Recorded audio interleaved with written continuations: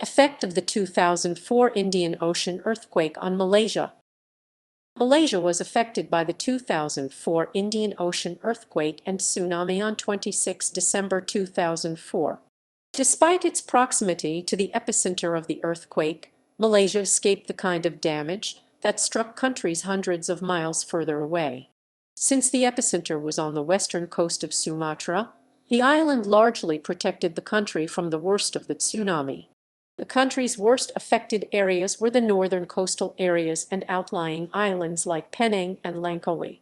The simple red flag warning system used by lifeguards on beaches in some resort areas in Penang was credited to reducing the number of fatalities. The number of deaths currently stands at 67, with 52 in Penang, 12 in Kedah, 2 in Perak, and 1 in Selangor. The deaths at Penang were reported to include many picnickers and children who were playing on open public beaches. No deaths were reported among foreign tourists. Houses in fishing villages along coastal areas were damaged in Batu, Ferringhi, and Balik, Pulau, in Penang. Coastal areas in Peninsular Malaysia, e.g. 13 villages in Kuala Muda, Kedah and Kuala Triang in Langkawi Island, were also affected. About a quarter of holiday vessels anchored in Rebak and Telaga harbour in Langkawi were also damaged. The waves sent parked motorcycles crashing, and cars washed with mud at stretches along Gurney Drive in Georgetown, Penang. The biggest loss from a single family was when 5 of Zulkifli Mohamad Noor's 7 children were killed when the tsunami struck at Pasir Panjang beach.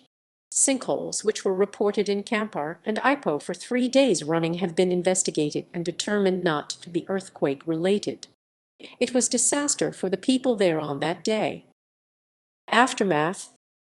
The Prime Minister, Dato Seri Abdullah Ahmad Badawi, cut short his holiday in Spain after 5 days of the diplomatic trip to India and returned to Malaysia.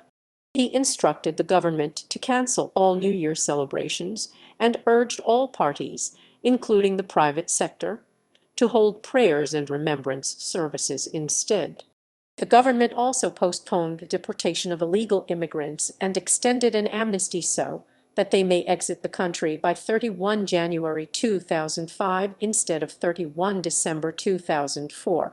It was announced that MYR $1,000 $260 would be given to the families of victims, while MYR $200 $50 would be paid to those who had sustained injuries from the tsunami.